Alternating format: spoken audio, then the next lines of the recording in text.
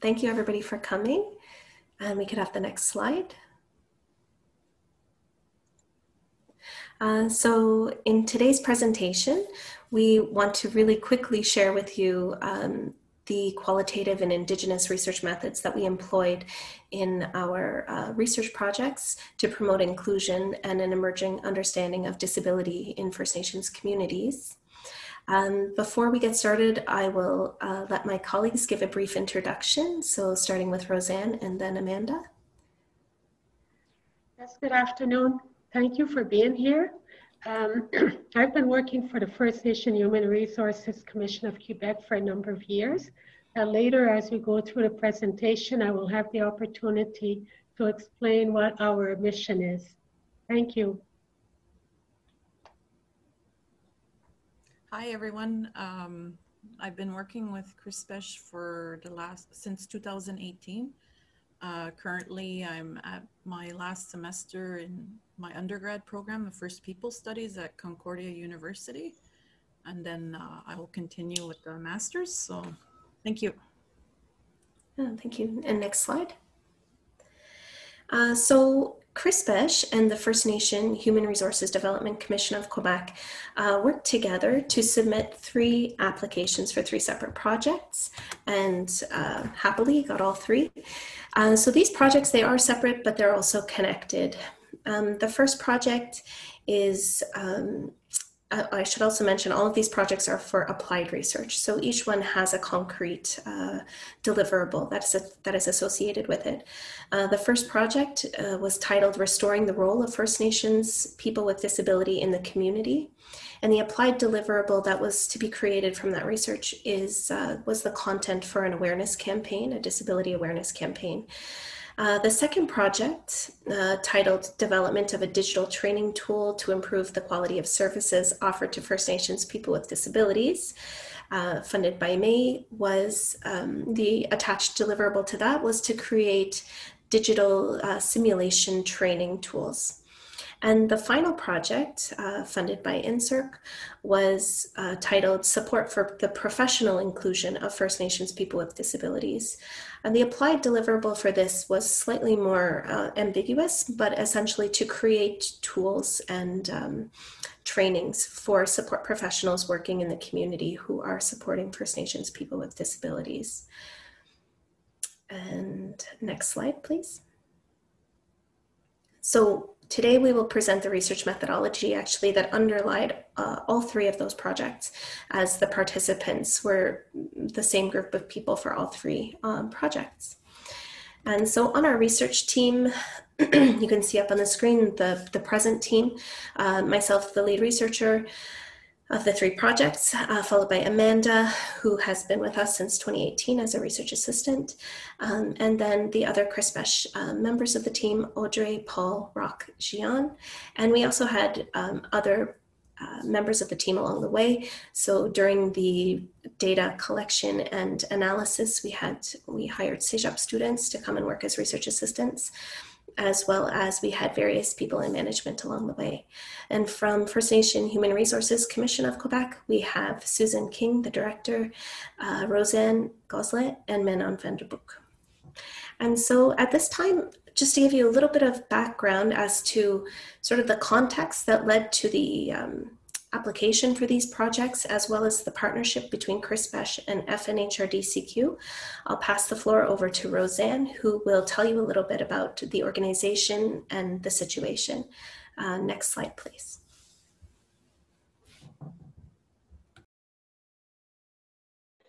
Hello. As the FNHRDCQ, we are part of the Assembly of First Nations of Quebec and Labrador. And our main mission is to promote labor market integration for First Nations. The map that you can see here represents all the communities that are part of our organization. This means that in each community, there is a training and employment service within the Band Council. Now, I would like to mention that it now makes 25 years that we exist. I'm just going to give a brief background. In the past, all the services that we offer now were offered by Human Resources Development Canada. But then with the political context of the time, we had entered a co-management of the programs. And so today we're similar to what Emploi Québec does. Eventually, HRDC transferred all its responsibilities to the provinces, and then there was Emploi Québec. And we continue to exist, but to offer the same services. We work with vulnerable clientele. In the communities, we have the unemployment rate is very high. The education rate is very low. And this is information that we get from the Census Canada that takes place every 5 years. So there is a need to eliminate obstacles. And we felt that within our organization, we were working with people who had major obstacles, but we were not really identifying persons with disabilities. So next slide, please. And so as I mentioned, we decided one year, that was maybe in 2017, to conduct a study on First Nations living with a disability. Why is it that we felt we were not reaching out to them? Why is it that they were not part of our results? Although we were working with people who had obstacles, who had left school very young, we were not really able to identify disability, the types of disabilities or persons with a disability. We did a research and we interviewed the frontline workers, the employment counselors, and they were able to mention the challenges that they had when working with persons with disabilities. For example, lack of employment. They felt that they did not have the right training to be able to assist persons with disabilities looking for a job. For example, how do you approach the employer? The budgets that we receive went too fast. We get a new budget in April, and sometimes by September, with the students, adult students, or we'd run out of funding. We didn't have enough funding. And there was maybe a lack of support coming from the community. We were often encouraged to work for persons with disabilities, but there was no one to do the job. So we did the research, and that's what we came up with. And then we were able to, together with the communities, we created an action plan.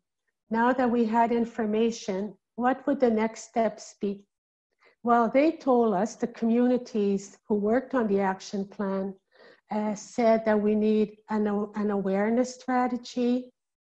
The frontline workers, such as the employment counselors, need training to better understand disability. And we also need to be able to set up programs, maybe pre-employability programs for persons living with a disability in the communities, where we would start maybe job search clubs, learn to work with, learn to approach employers. And these three elements, elements that are part of our action plan are also reflected in the three programs that Shannahn mentioned previously that have been approved for which we were able to get funding and go forward with our action plan, such as digital training, which is going to give training to the employment counselors, professional inclusion, rehabilitate the role of First Nations with the disabilities. And so I would just end by saying that what the projects with CRISPESH enabled us to do was to go one step forward, but a very important step, As mentioned in our study that we had conducted in 2017, we had interviewed the frontline workers, employment counselors. But now these projects were going to give us the possibility to speak with persons in the communities living with a disability. So we were going out to get the first-hand information. Thank you. Shannahn?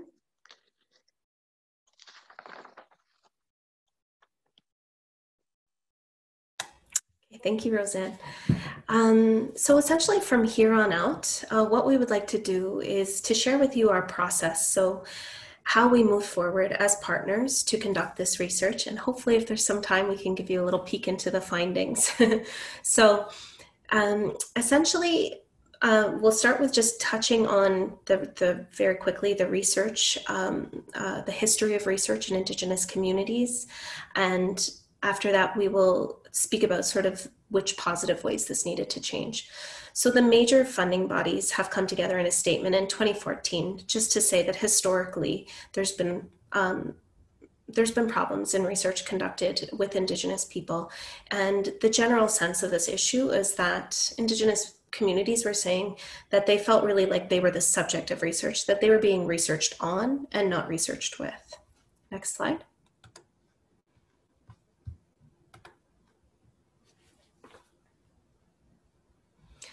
And so in that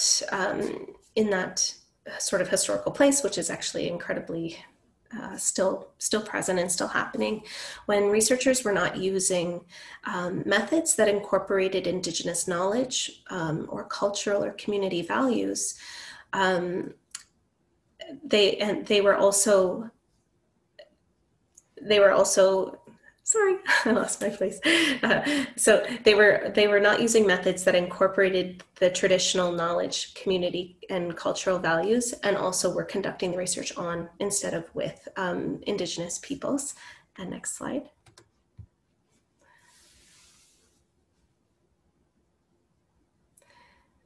And so the result of this is that Indigenous communities were being portrayed in research as sort of like a problem and with a deficit focus.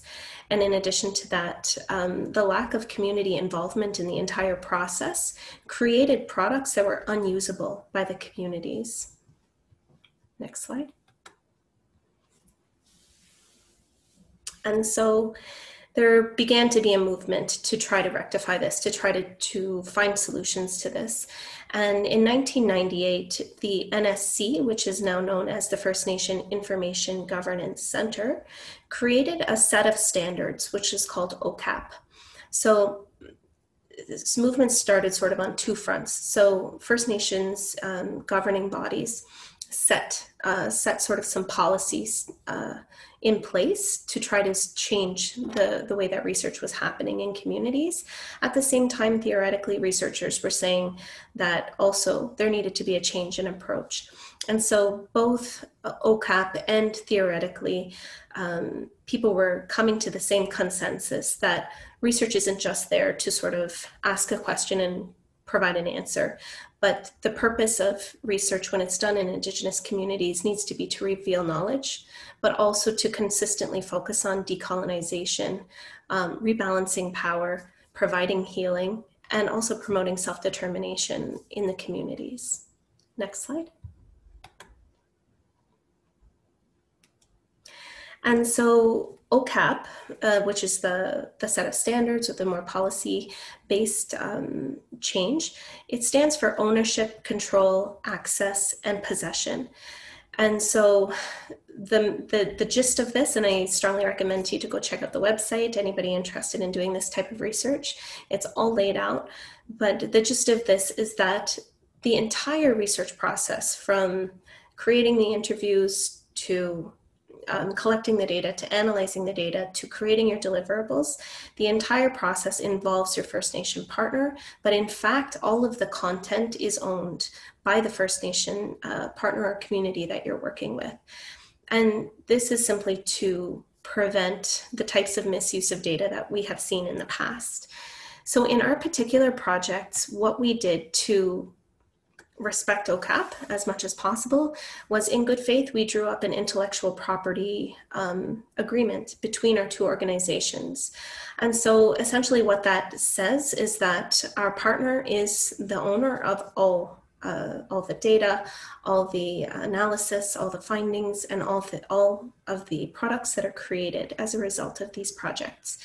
And that if CRISPESH, for example, is to present on this research, that we will always have our partner with us to ensure that this is always research that is from the community, but for the community. And next slide, please. And so I will just pass the floor over to my colleague, Amanda, and she will explain to us some of the emerging Indigenous methodologies that are being implemented today. Okay. There's actually a few Indigenous scholars that I'll recommend for. Like there's Sean Wilson. He has a book on research as ceremony, and this paper, the paper Indigenous Research Methods: A Systematic Review. It's from one of the authors, Christopher J. Mushkush. He's actually, he's from the area where I'm from, Thunder Bay. And in the paper, he describes that some of the Indigenous research methodologies is photo voice, autoethnography, self-location, emic ethic approach, community-based participatory research, storytelling, and yarning. Could you go to the next slide? And I'll pass it to Shannahn. Thank you. So from that list, the research methodology, the Indigenous methodology that we chose to incorporate was community-based participatory research.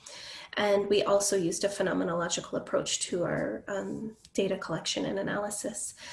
So in the next slide, we'll just present to you the basic sort of question and problems that we were addressing in the research, and then we'll go on to explain how we incorporated phenomenological research and community-based participatory research.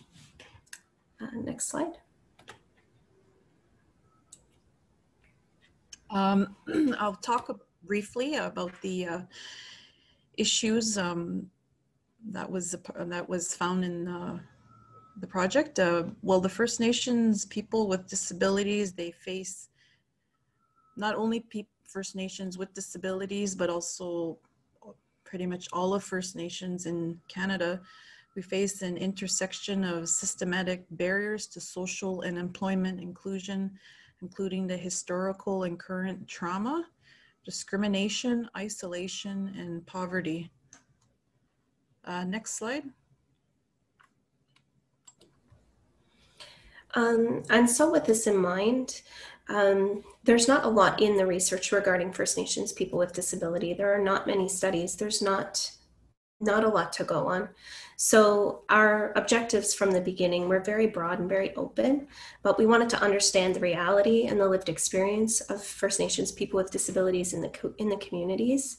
We wanted to highlight the facilitators to success, as well as understand the obstacles that were encountered by people with disabilities.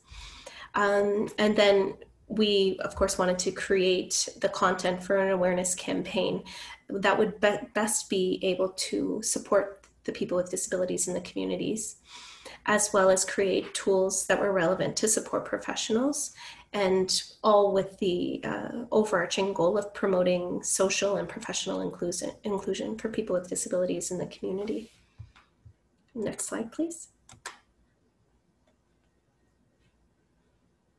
And so, okay, we'll just go really quickly through phenomenological approach, but it seemed specifically well suited for our projects, in as much as phenomenological approaches are well suited towards understanding a multidisciplinary perspective of disability. So not just disability as a health issue, but disability as it exists in societies and as it is affected by, history and society and culture.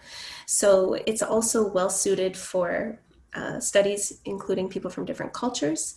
And it's also well suited for areas where little is known. So those are sort of the main hooks that pulled us into phenomenology as a good approach for our research. And next slide, please.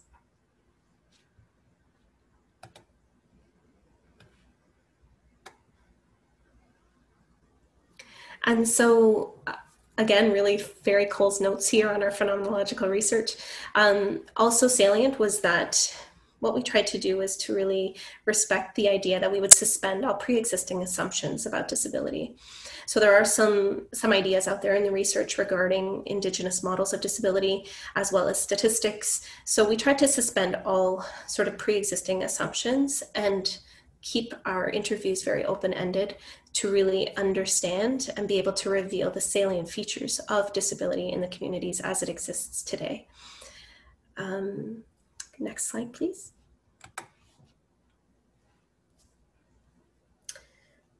Yeah, good. So we went into the communities, and that is CRISPESH plus FNHRDCQ always went together. And we conducted interviews, one-on-one interviews with people who had disabilities, as well as talking circles and group interviews. We had over 130 participants that we interviewed, coming from all the as many different communities as we could. And this included support professionals from employment and training, as well as adult education. And then we also were able to interview some support professionals who were working in treatment centers, as well as band council members. So all of our interviews were transcribed and then inputted into In Vivo and analyzed by a team, including myself, a Francophone researcher, Amanda and Roseanne, and also some CEGEP students that we hired to help us through the process. And next slide, please.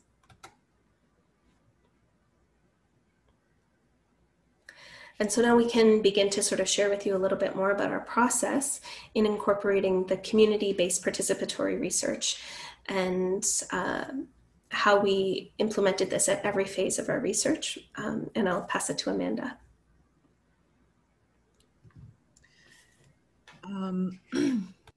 Well, throughout the project, there was many steps that we ensured that we were collaborating with the participants and the research team, like I'll go into a little bit more later.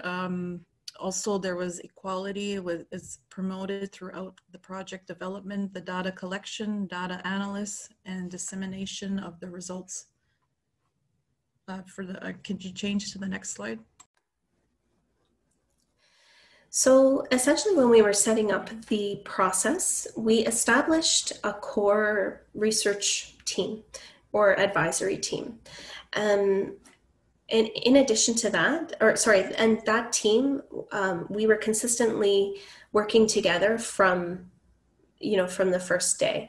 And in our team, we defined our roles very clearly, what each person was bringing to the team. And we met often to discuss our progress at every step of the process. And to just give you a little more detail about the team, we can go to the next slide.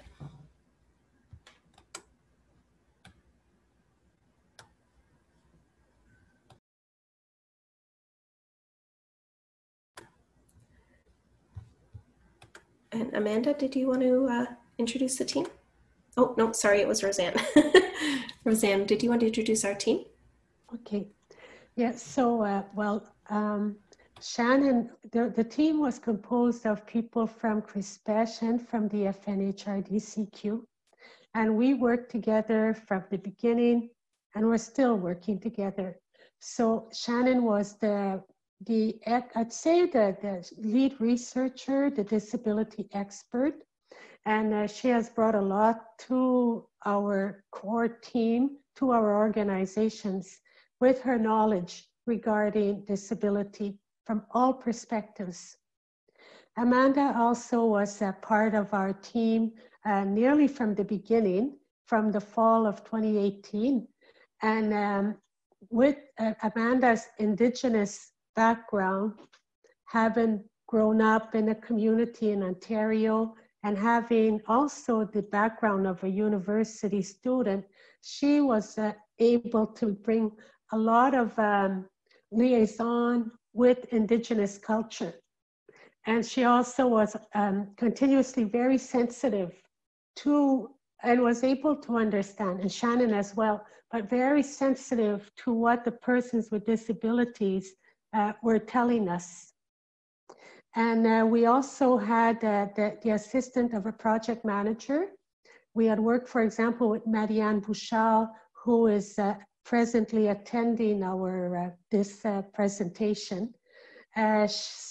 Because there's so much to do, so much to coordinate, we were traveling, and then the 4 steps of a research. We also worked with Manon van den Broek, who was like my co-worker at the FNHRDCQ. Together, we worked hand in hand to be sure that we were not forgetting anything and that we were able to give the necessary support to CRISPESH so that they could do the work, so that they could work towards achieving the goals of the 3 projects. So we met often. We met at least once a week. We're still meeting frequently to plan everything, to assess what has been done. When we were, there were times where we had to meet more often, even maybe 3-4 times a week. We were continuously consulting each other. Thank you. Shannahn, would you like to add anything? No, thank you. And Amanda, would you like to explain part of the way that we got feedback from the communities along the way? Yes. Well, we had reached out to a few Indigenous treatment centers. We did a few by doing some interviews. We had interviews with the support staff working in the communities.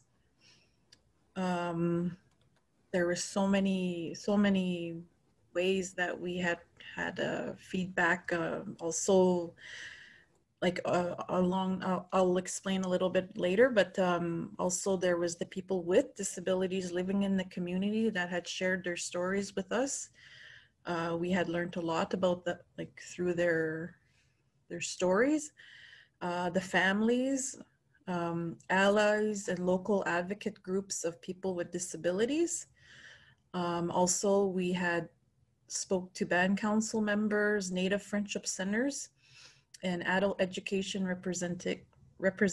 Centre d'amitié autochtone, les représentants du conseil de bande. Et la façon que nous avons collaboré, c'était en recrutement, la collecte de données, l'analyse de données. Nous avons présenté les résultats aux communautés tout au long du cheminement. Et bien sûr, là, on a créé là, les produits qui étaient pour être livrés ou les outils qu'on avait comme objectif. Prochaine diapo. Okay, so Roseanne, if you could explain very briefly how we collaborated with our recruitment process. And I just want to remind you that we have a few minutes left, so if you could be brief. Yes, I Thank understand. you. Okay, well, of course, we prepared with the assistance of CRISPESH, where there were very informative posters or flyers that were prepared that explained our projects and who we were reaching out to. You saw at the beginning our map, the number of communities that are part of the FNHRDCQ. So every time we have 3 regional meetings in a year where people from the regions come and get together for that particular meeting, these meetings became very important opportunities to reach out to the people because we were able to give presentations on where we were going, where we were at with PowerPoint presentations. We were also, these presentations were important because that's how we were able to get the collaboration of the representatives who live in the communities. Because without that participation coming from the community representatives, it would have been difficult for us to organize interviews in the communities or to organize talking circles. When we arrived in an area, for example, Washat or Rapid Lake, everything was already set for us. we had names of people who were going to meet with us. We had names of people who were part of the talking circles. So those regional meetings were an important step in reaching out to the communities. And then also, I will just say a brief word on the Ganawage official research policy. We spoke earlier of OCAP. So we were very careful to be respectful of OCAP. OCAP belongs to each community. Each community has the authority to decide how they will implement it. And so some communities, it's less formal. We inform the chief gives his okay or her okay, and then, or it could be a band council resolution that gives us the go ahead to do research in the community. But Ganawage had a very elaborate and very strong method that was put into place where we had to meet with a committee that is part of the research council. We met with them, we presented to them officially what we were going to go get as information. And there was even an agreement signed. So just to say that OCAP was respected in every community, but it's part of two poles where it could be informal or there's a very formal process put into place. But once we go through those steps, we feel free to do the research we have to do because we're doing it with the support of the community. Thank you. Next slide, please. Thank you. So we're going to speed through these next slides very quickly, just so we can show you the final, sort of the findings. But essentially, we were partnering all through the data collection process, where always CRISPESH and a FNHRDCQ partner would attend all of the interviews. And we trained FNHRDCQ on the methodology for doing interviews in research, and they trained us on indigenized ways to conduct yourself during interviews as well. So there was sharing happening. Next slide. Also very important was, as we were going, we were always sharing our findings. So when there was a regional meeting, when there was an opportunity to share where we were at with the projects, and especially when the data analysis came in and when we were beginning to see themes emerging, we always would share our results at the meeting or with the communities. Next slide, please. Actually, you could skip, you could go to the next slide. And next slide. And so this slide, I have no time to tell you about it, but please come back and have a look at it. It's a breakdown of the themes that emerged out of the interviews of the First Nations people who had disabilities. It shows what kind of a broad phenomenon disability really is in the community, and all the ways that themes emerge to create this idea. Next slide, please. Again, going extremely quickly, this is a summary of the findings of the interviews that happened with support professionals. And again, there's an alignment with the themes. And next slide, please. And next slide, please. Going so quickly. And so essentially at the end of all of the data analysis, when the themes were identified and when we understood really what it meant to have a disability in the community, as well as what people wanted and were asking for, we were able to create our deliverables for the project. So we did create the content for an awareness campaign, and we're currently in the last phases of creating our deliverables, all of which are going to be housed on one website, and which will include a whiteboard animation, what is disability, which is representing the notion of what disability is in both an indigenized and a holistic approach. There are 5 digital simulation training videos. And for each of these deliverables, we worked with our partners. We had Indigenous artists working with us, as well as Indigenous partners and companies. We have a digital tool, which is on risk and resilience, as well as pages in the website, including the library and the map. And I have 1 more minute to let Amanda explain to you the different types of traditional knowledge. Next slide, please. That were used to create our logo and which form the base of our all of our deliverables. Could you put it on the next slide, please? Thank Yeah, thank you. I'll go quickly. I created this logo from all the data results of the interviews with the First Nations people with disability and support workers, and a few elders as well that shared about their knowledge of the medicine wheel teachings. I had included the medicine wheel in the middle because across all the different First Nations groups, the medicine wheel is a big part. I had put, turtle, the turtle is representation of the Turtle Island. And for the people around, it is to represent a community, which is very important in First Nations communities. And also the Nizo Dotam, and that came from Algonquin community there. And Roseanne had asked for the translation, and it means to understand. So all of the project is to understand the realities of First Nations with disability, living in the community, even outside of the community as well. Thank you. And the last slide. And we don't have a lot of time to go into it, but on the last slide, what I've done is to show how when we had the responsibility to create training tools and to create learning tools, as well as awareness. And so for each of these deliverables, we wanted to embed what people were asking for about disability. So that is, they did want to know more about the physical or the biological mechanisms which created disability. They wanted to know more about what defined disability. And so we framed all of this knowledge within traditional knowledge that also came to us, as Amanda mentioned, through interviews and through consulting with people. So here you can see how we took traditional knowledge and then we merged either disability policy, disability theory, disability perspectives.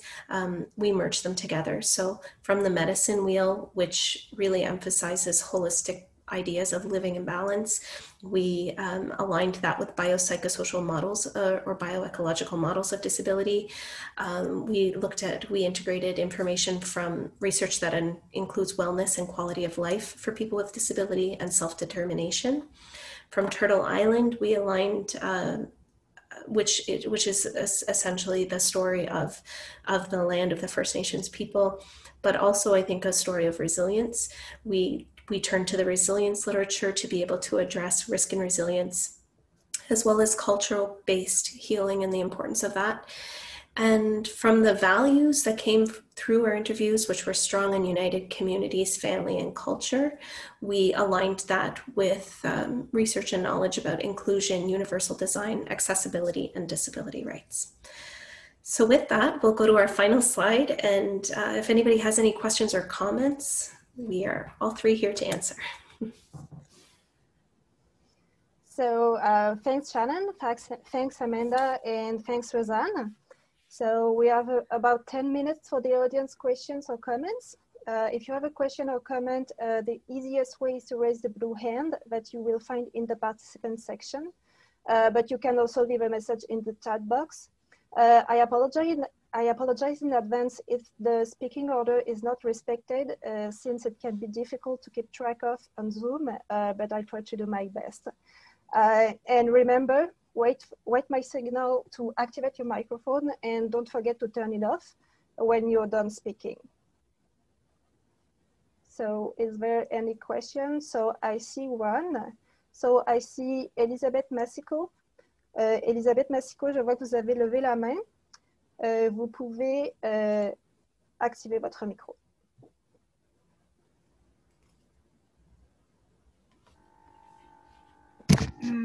Merci beaucoup. J'espère que vous m'entendez bien. Oui.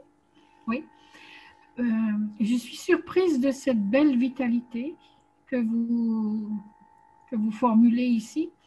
comment on peut avoir accès vraiment à toutes ces informations? Est-ce que c'est sur le site dont vous nous avez parlé? Et comment on peut... moi, je suis à l'Université de Montréal et j'ai créé donc un regroupement ARP pour les étudiants en situation de handicap.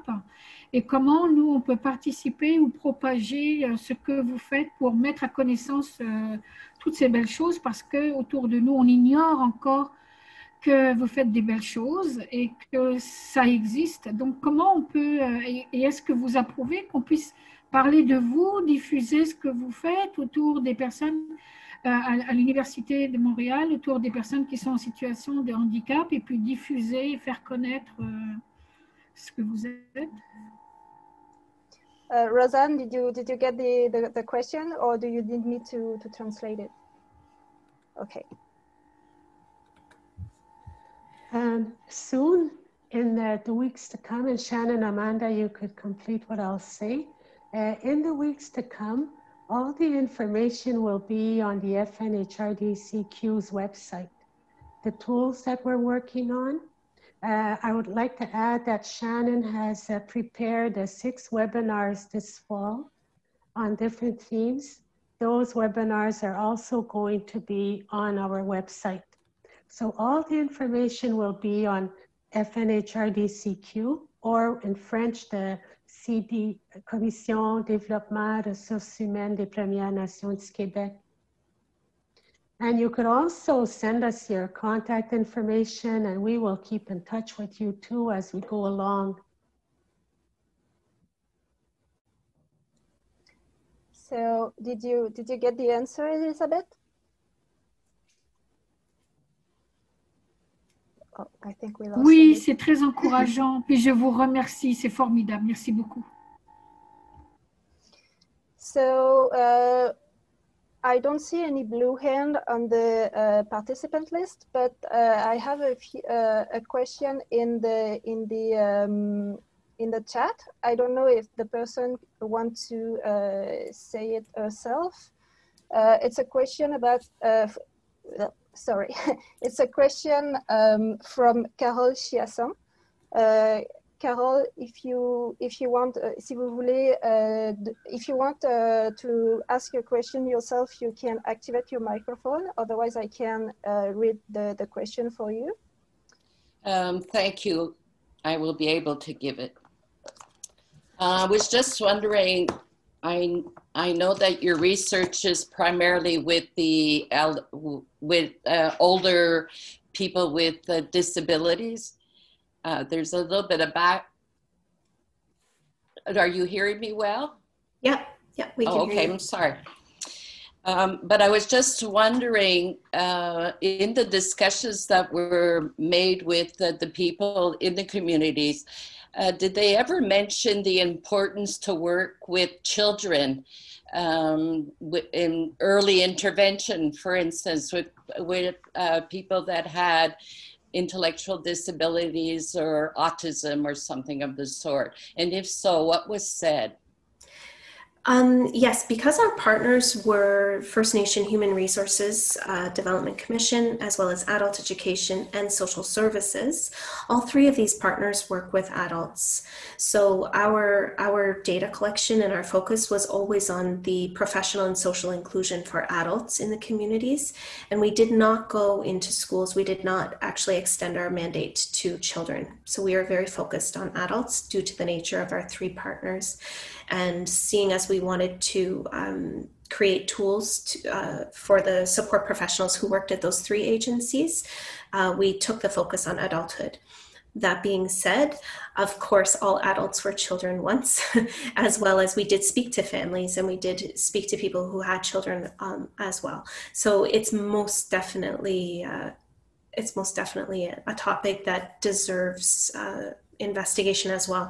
I wouldn't want to summarize anything because it wasn't our focus. So it's not what we focused on. It's not what, we sort of had findings about, but it's most definitely present. And I would imagine a very complicated and interesting and fascinating phenomenon as well would be the children with disabilities in the communities. I would say quite different though from the reality of the adults.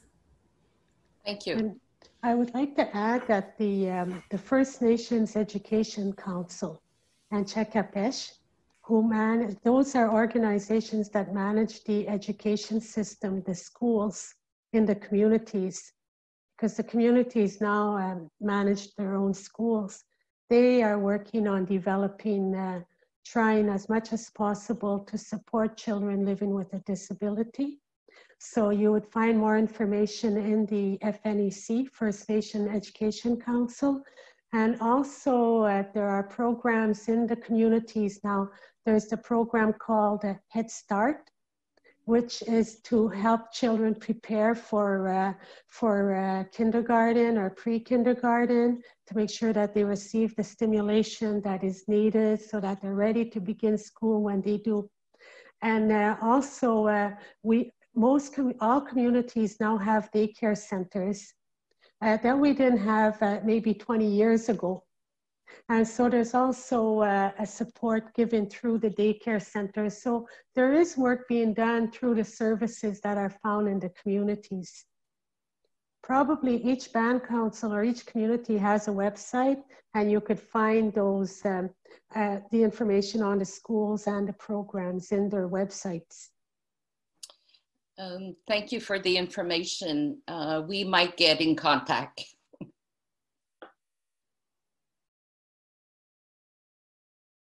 So thanks.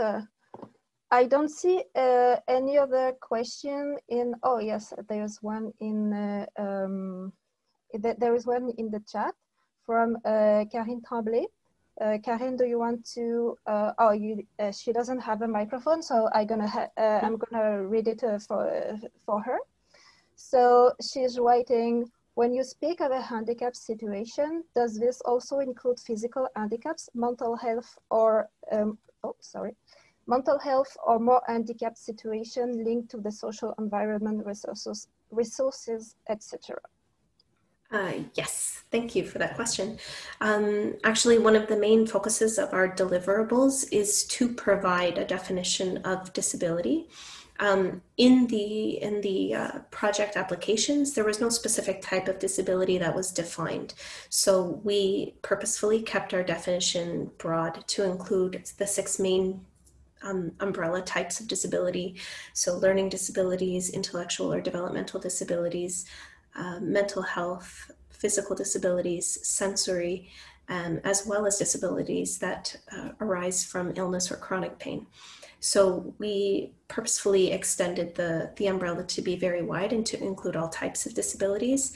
And the focus of our tools are in the places where universal design or accessibility are relevant to all these types of disabilities. But it was important that we included all types. It was actually part of our awareness building, was to say, you know, disability doesn't mean that you can't work and you have a pension. It's not the only definition. It also doesn't just mean you're in a wheelchair, for example, but disability has a very broad definition, and we specifically wanted to introduce the 6 types, specifically to give people the type of advocacy, self-advocacy language and vocabulary that they may need to access resources or services.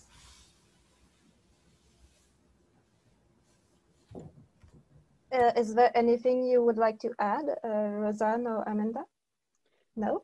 So we have time for a last question from Karen Meckholt. I'm sorry if I don't pronounce it well. She's asking, would you present your result in a more exhaustive manner in a following presentation? We have 2 more lunchtime conferences coming too, so we can share more about our results as well as more about the deliverables that we've created. This was really an introduction to the methodology, just for people that are interested maybe in trying this type of research to share ideas about how we engaged in our process. But yes, in 2 upcoming webinars, we will discuss more about our findings and more about the deliverables that we created. We also hope to publish a paper. I'm gonna go with the last question because I saw that there was a previous question in the chat that I missed, so I'm gonna read it. Did you speak? So it's a question from Jessie Wilson. I don't know if Jessie wants to ask the question herself. Sure. Thank you so much for this presentation. I'm greatly appreciative of your time. It was just around hearing that you did speak to individuals with intellectual disabilities. Just curious about how you might have adapted your interview to help support their inclusion and accessibility, as well as layering in some of the Indigenous methodologies that you spoke to. Yeah, absolutely. If you're interested, I could send you a copy of the special consent form that we created, actually. So we went out of our way to create an adapted consent form that people could sign themselves, so they wouldn't need a proxy, so they could participate in giving their consent to sharing their stories. I think what lended itself really well to people that may have more difficulty expressing themselves verbally was the extreme open-ended nature of our question. So because so very little is known and written about regarding disability in the communities, we really asked people, could you share your story? Do you consider yourself a person who has a disability? What does disability mean to you? And we kept things so broad. So I think that sort of phenomenological, really open-ended nature of our semi-structured interview was really lended itself well.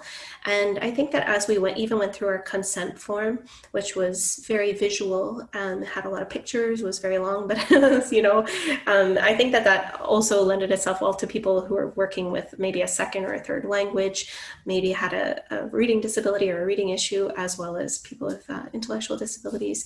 So I think that in the consent form, it was also we got a sense that people understood what we were asking them, in our interviews. That was part of the process. So if they could sort of tell us back, so you understand that this is what our research is doing, and this is what we're going to ask of you. So they would tell us back. And that was a way that they could give their own consent, as well as a way for us to sort of really explain what we were doing there and what we wanted to do with the information that they shared with us. So it was a pretty long process, but I'm happy to share with you if you're interested, the consent form. And yeah, that would be just lovely. Yeah, okay. Thank you so much. That's wonderful. Thank you all for your time. Thanks.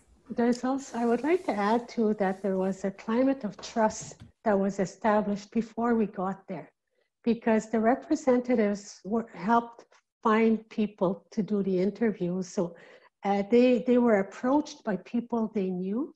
They also had the opportunity, and that was in the questionnaire that Shannahn had prepared. They had the opportunity to have someone from the community assist the interview with them. It was never required, but they were given that opportunity. And it's also there's also the fact that the interview took place in their community, in a building that all the community is familiar with. They know the staff who work there. So creating, I'd say, a familiar atmosphere also put everybody at ease, and I believe opened up the conversation, in addition to the tools that Shannahn has mentioned. So thank you, Rosanne. Unfortunately, this is the end of the session. So we don't have any more time for any more questions. But if you have other questions about the content of the conference, please feel free to contact our free speakers. The email address are somewhere in the chat if you can find them. If you have any question about the CRISPESH or its activities, you can contact me. I'll be more than happy to answer you. And before leaving, so I would like to thank again our free speakers, so Shannahn, Amanda, and Rosanne.